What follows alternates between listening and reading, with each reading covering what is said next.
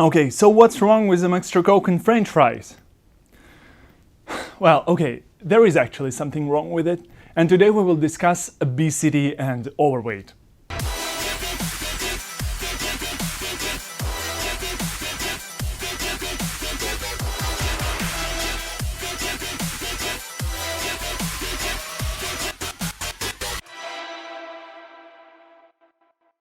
Did you know that in 2016, according to the World Health Organization, more than 1.9 billion adults were overweight? Of these, more than 650 million were obese. So what's basically the difference between obese and overweight? It all comes down to body mass index, or BMI. A BMI of 30 is considered obese. Overweight, on the other hand, is defined as having a BMI in between of 25 and 29.9. Raised BMI is a major factor for different illnesses, for example, cardiovascular diseases, which were the leading cause of death in 2012, diabetes, different psychological illnesses, or even cancers. But hey, don't panic, take it easy. Actually, overweight and obese are largely preventable. Yes, I know, McDonald's are everywhere, but it's up to you to decide whether or not you want to fit in your favorite jeans. The advice is very simple. Grab some fruit instead of chocolate bar, drink some water instead of Coke, and hey, start moving.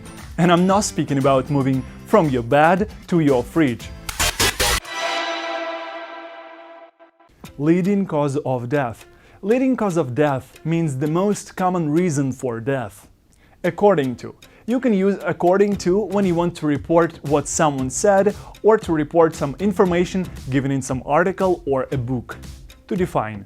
To define means to state a precise meaning of something, to describe or specify. To prevent.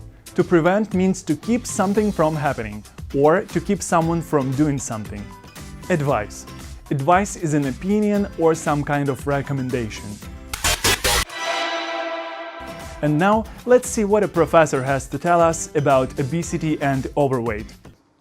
Because that obesity drives diabetes, as we know. This is a new epidemic, and it's already been shown now that if you're overweight as a teenager, your future in terms of cardiovascular events is significantly worse than if you were slim. Now let's repeat this one more time, but a little bit slower. Because that obesity drives diabetes, as we know, this is a new epidemic. And it's already been shown now that if you are overweight as a teenager, your future in terms of cardiovascular events is significantly worse than if you were slim. Let's watch the video again, and this time we will use some subtitles.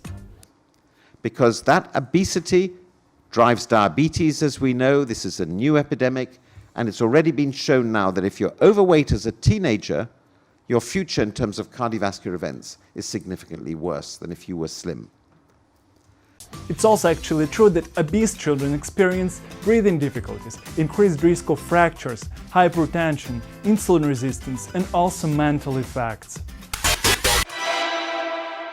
Now let's discuss a couple of interesting phrases from here.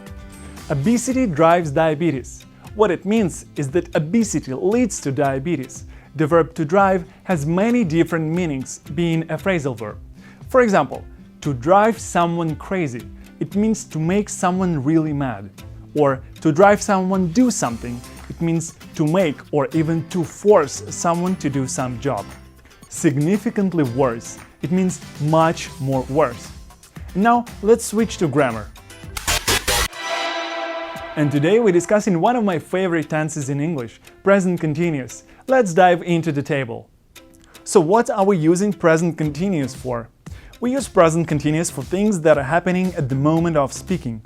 For example, don't interrupt me, I am carrying out the operation. We can also use this tense for other kinds of temporary situations, even if the action isn't happening at this exact moment.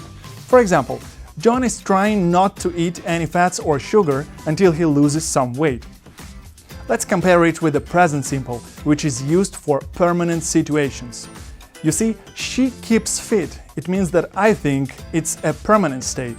And she is keeping fit for a date. I think it's a temporary state. We can also use present continuous for definite future arrangements. In this case, we have already made a plan and we are pretty sure that this event will happen. For example, I'm having medical examination tomorrow at 2 p.m. To form negative sentences, we add not, and we start a question with auxiliary verb to be. Are you thinking about Big Mac? No, I'm not thinking about Big Mac. It's really unhealthy and leads to obesity.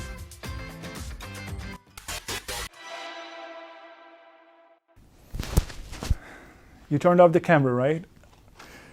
Oh, God, I love McDonald's.